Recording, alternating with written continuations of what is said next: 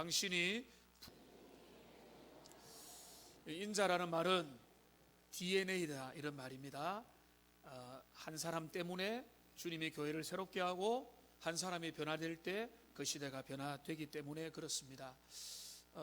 제가 예배 시간에 잠시 말씀드린 대로 내년 봄학기가 되면 우리 교회에 큰 변화가 일어날 겁니다. 그 변화 중에 하나는 이제는 주일날 모이는 것도 2번 모이게 되고, 또 이제 또 젊은 지도자들도 좀 더 세워서 교회 안에 또 모든 면모를 새롭게 하는 일을 하려고 합니다.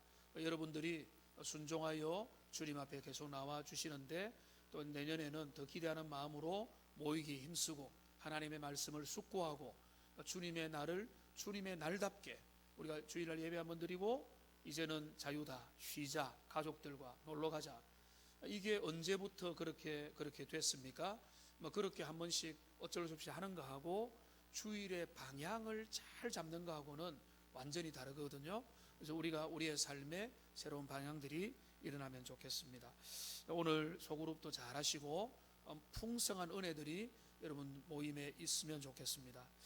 이제 오늘 이 말씀을 살펴보겠는데, 때로는 100마디 말보다 아주 긴 글보다 그림 하나가 주는 확실한 그 상징이 있습니다. 예를 들면 다빈치의 모나리자의 미소, 이걸 한번 본 사람은 평생 그 그림의 느낌을 떠올리죠. 그다음에 밀레의 그 이제 농부들이, 그 부부가 들판에서 농사를 마무리하다가 그 종소리를 듣고 경건하게 기도하는 그 장면, 그게 제목이, 정확한 제목이 만종이더라고요. 그 그림을 보면 일일이 글로 설명을 하지 않아도 무엇을 말하려고 하는지 느낌이 오고, 시간이 지날수록 더 많은 것들을 우리에게 말해 주는 겁니다.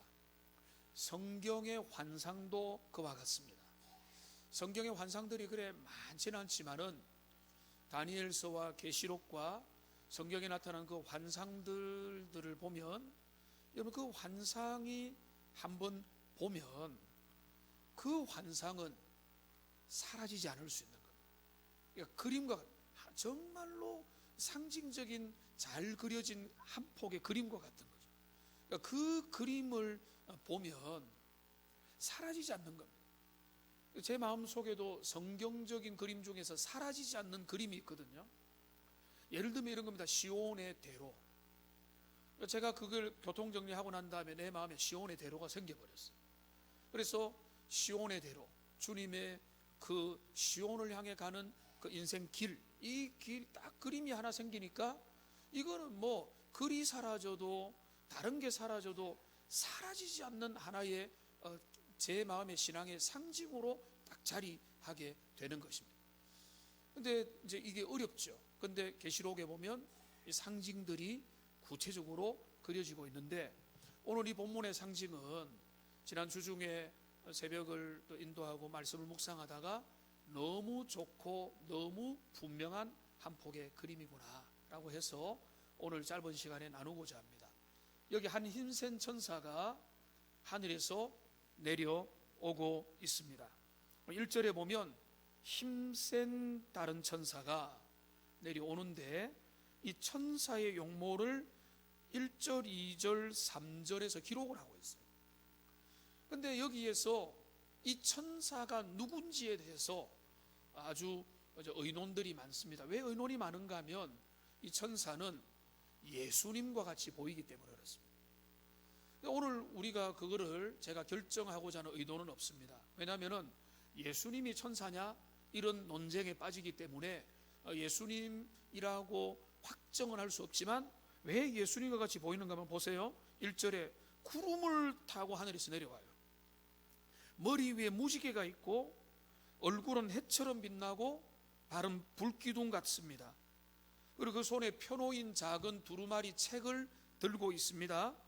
오른발은 바다를 밟고 왼발은 땅을 밟고 있고 사자후, 사자가 부르짖는 소리를 내뱉고 있습니다. 자, 오른발이 바다를 왼발이 땅을, 자, 바다와 땅, 지상의 모든 것들을 통치하는 분과 같은 존재로 서서 그분의 얼굴은 해같이 빛나고 그 모든 강력한 힘으로 그 손에 펴놓인 두루마리 작은 책을 가진 자가 누굴까요? 예수님이라고 해도 전혀 어색하지 않죠. 그런데 예수님이 천사라는 말이 있기 때문에 가브리엘 천사냐 뭐 이런 논쟁도 있지만 저는 오늘 거기로 빠져들어가고 싶지는 않고 여기 강력한 상징이 보여주는 겁니다. 하늘에서 한 힘센 천사가 내려와서 그 천사의 용모를 그려주는데 손에 펼친 책이 있고 그 양발은 바다와 땅을 딛고 위에 통치하여 있는 것입니다. 근데 여기에서 저는 이 요한계시록 10장의 내용에서 두 가지만 오늘 보기 원합니다. 첫째 보기 원하는 건 뭔가 하면 그 손에 뭐가 들려 있습니까?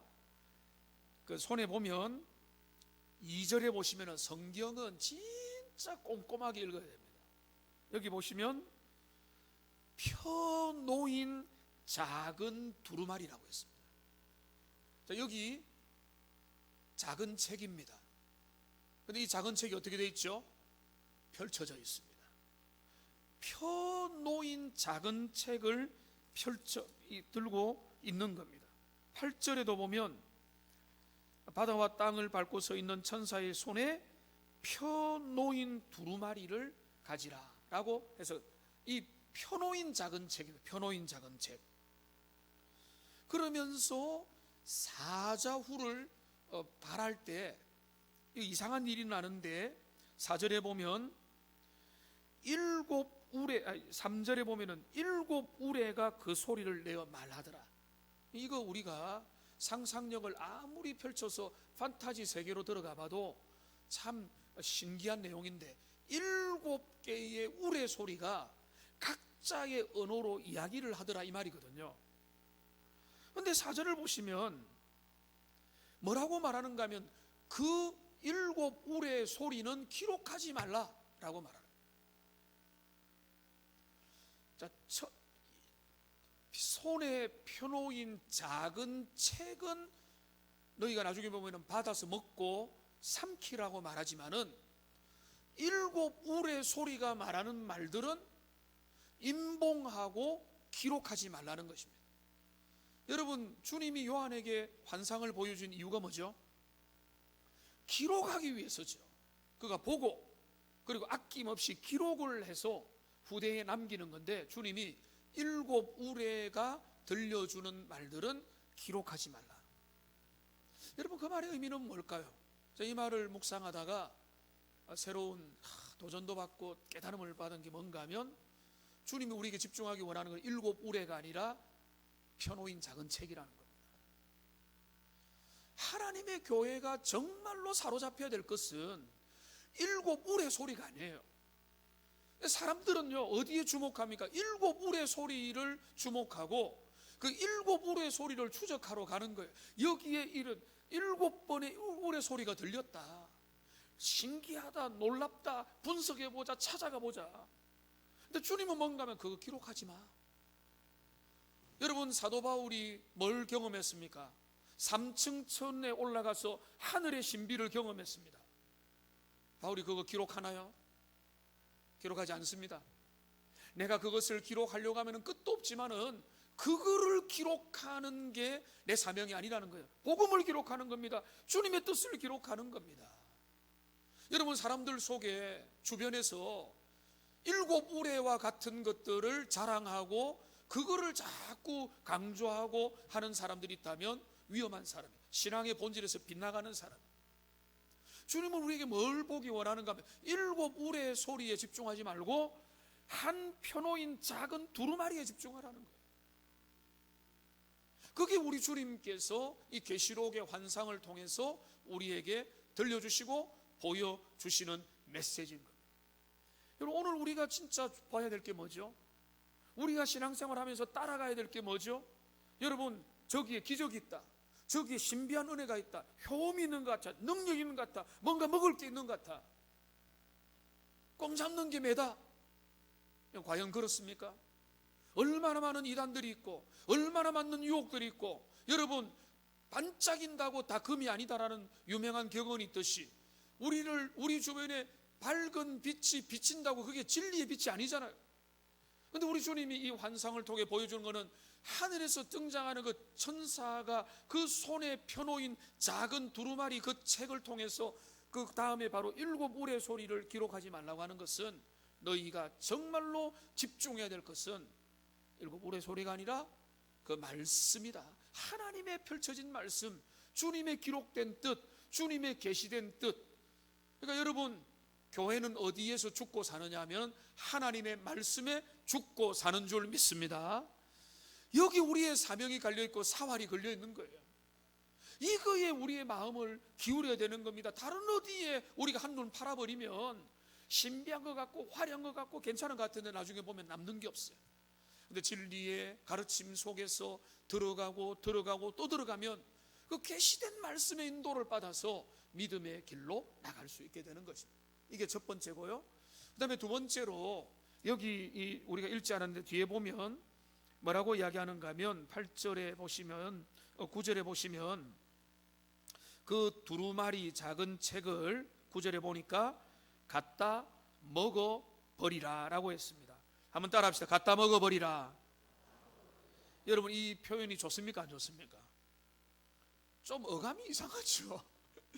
근데 이제 이상한데도 이렇게 굳이 표현한 거는 적극적인 표현이 강조되기 때문에, 그냥 너가 억지로 어쩔 수 없이 가져먹는, 가져다가 너가 적극적으로 먹어라 라고 말하는 거예요. 이 펴놓인 두루마리를 에스겔이 받아 먹은 것처럼 그 두루마리, 하나님의 계시된 말씀을 받아 먹으라는 것입니다. 근데 여러분, 갖다 먹었는데 먹으니까 어떻게 됩니까? 먹으면 9절에 내 배는 쓰지만 입에는 꿀같이 달리라. 10절에도 그러니까 즉각적으로 요한이 순종했죠. 그래서 작은 두루마리를 갖다 먹으니 입에는 꿀같이 달지만 먹은 후에 배에서는 어떻게 됐다고요? 쓰게 되더라. 여러분, 좋은 약은 어떻습니까?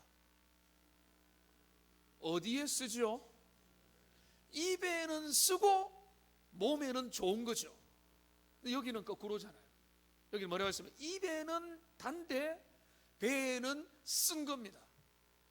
여러분, 이게 어떤 말이 표현이 잘못된 거 아니냐? 잘못된 게 아니죠. 자, 이게 뭔가 하면 하나님의 계시된 말씀이 우리의 신앙의 중심인데, 그 중심된 말씀을 내가 끌어들이고 그 말씀을 내 것으로 만들면 첫 번째로 일어나는 현상은 뭔가 하면 즐거움입니다. 거기에 감격이 있고, 거기에 기쁨이 있고, 거기에 희열이 있고, 자유가 있고, 은혜가 있고, 그 말씀이 주는 행복함으로 젖어드는 그 입에 달다는 겁니다. 그런데 그 다음에 어찌 되는 줄 아세요? 이 말씀 안에 들어가서 말씀대로 살면 그때부터 삶에 정말로 감당하기 어려운 어려움들을 목도하는 일들이 생겨나게 되는 것입니다. 그게 이제 어떤 의미인가 하면, 그 말씀은 축복만 있는 게 아니거든요. 하나님의 말씀에는 도전이 있습니다. 심판이 있습니다. 경고가 있습니다. 말씀대로 따라가지 않을 때 일어나는 모든 좋지 못한 일들에 대한 이야기가 있는 겁니다. 그 모든 것들을 그 말씀대로, 쉽게 말하면은 그 선지자, 구약의 선지자 같은 경우에는 하나님의 말씀을 선포했고, 너희가 그 말 듣지 않으면 그 다음 말이 뭘죠? 너희는 망할 것이다 라고 말했어요. 선지자는 하나님의 말씀을 받을 때 즐거움이 있지만은 말씀이 실현되는 것을 눈으로 볼 수밖에 없는 것입니다. 이스라엘이 쇠락해가고 성전이 회파되어가고 외부의 이방인들이 쳐들어오고 하나님의 교회는 무방비 상태에 어쩔 줄 모르는 상황 속에 그대로 노출되는 것은 선지자가 말씀에 실현되는 과정들을 눈으로 지켜봐야 되는 겁니다. 얼마나 처참합니까? 얼마나 힘듭니까? 그게 고통이라는 겁니다. 쓰라리는 겁니다. 하나님의 말씀대로 되기 때문에 즐거울 뿐만 아니라 말씀되기 때문에 불행한 것입니다. 말씀을 따라가지 않는 인생의 비참함을 우리가 볼 때에 목회자가 보게 될 때에 저거 아닌데, 저 길로 가면 망하는데, 이거는 주님이 원하지 않는 생명의 길이 아닌데 라는 것을 지켜보면서 가는 그 답답한 마음, 정말로 엇나간 당자를 바라보는 그 깊은 쓰라림이 그 말씀의 세계에 들어가면은 그것도 이게 감당할 수밖에 없는 그 세계가 있다는 이런 말이죠. 이게 바로 뭔가 하면 그 말씀을 받아 먹을 때는, 말씀을 배우고 말씀을 깨닫고 말씀을 이해할 때는 즐거움이 있습니다. 기뻐합니다. 만족합니다. 그런데 세상이 말씀대로 펼쳐진다, 말씀 그대로 된다, 여러분 한번 생각해 보세요. 하나님의 말씀대로 지금도 되어지고 있다고 생각해 보세요. 의인의 길은 하나님께서 인정하시지만은 악인의 인생은 파리하게 만들고 그들의 삶은 점점 하나님이 원하지 않는 주님 없는 삶으로 미끄러져 나가고 있는 것을 눈으로 보고 있다고 생각하세요. 얼마나 고통스럽겠어요. 얼마나 힘들겠어요. 그것을 몸으로 견디고 삶으로 견디고 눈으로 확인하는 것이 얼마나 힘들겠습니까? 바로 그것입니다. 입에는 달지만은 속에 쓰다는 것은 그 말씀이 이루어지는 현실에서 지켜보면서 그거를 감당하는 것이 결코 쉬운 일이 아니다. 그러니까 여기 이제 말씀을 정리하겠습니다. 오늘 계시록 10장은요, 우리에게 다빈치의 명화보다 훨씬 더 탁월한 하나의 명품 그림 하나를 우리에게 던져줬습니다. 환상 하나가 우리 마음에 그대로 심어지면, 여러분, 심어진 하나의 환상은 사라지지 않습니다. 제가 그럴 때 그래요. 제 마음에 각인된 돌 같은 머릿속에, 돌 같은 마음속에 한번 각인되면 이 환상은 절대로 없어지지가 않아요. 그러니까 이 환상은 놀라운 거죠. 그런데 주님이 그 환상을 우리에게 보여준 거예요. 우리가 선명한 꿈을 두세 번만 같은 꿈을 꿔도 절대로 잊어버리지 않고, 제가 예전에 영적인 어떤 경험을 한 거 평생 잊지 않고 제가 제 아들한테 이야기해 주니까 아들이 그거 너무 놀래가지고 주변에 막 전파하고 다니던데 잊어지지가 않는 거거든요. 그런데 성경에 변하지 않는 환상을 여기 보여주는 거예요. 한 힘센 천사가 그 모든 용모를 가지고 펴놓인 책을 가지고 하늘과 땅과 바다를 통치하는 자로 와서 오늘 우리에게 두 가지를 말하는 것입니다. 일곱 우레소리에 집중하지 마라. 너희 주변에 보이는 게 다가 아니다. 그 펼쳐진 작은 책에 너희의 삶을 들여라. 이게 첫 번째 이 환상이 우리에게 주는 거고요. 그 말씀을 받아서 누릴 때 우리에게 즐거움이 있지만 우리가 정말로 감당해야 될 그 고통과 그 쓰라림이 그 속에 함께 있는 것입니다. 그게 순지자의 운명이고, 그 믿음의 길을 걸어가는 사람의 좁은 길이고, 모든 주님의 사람이 그 숙명을 감당하며 그 길을 걸어가고 있는 것입니다. 오늘 말씀을 사랑하고 주님을 따라가는 저와 여러분들이 이 환상 여러분의 마음에 그리십시오. 여러분 속에 새기면 이 환상은, 여러분, 우리의 기억력이 사라져도 환상은 우리를 붙들 것입니다. 이 힘센 천사의 환상을 붙들고 말씀에 집중하고 말씀의 세계 속에서 좁은 길 믿음으로 잘 걸어가는 하나님의 모든 복된 사람들 다 되시기를 주님의 이름으로 축원합니다.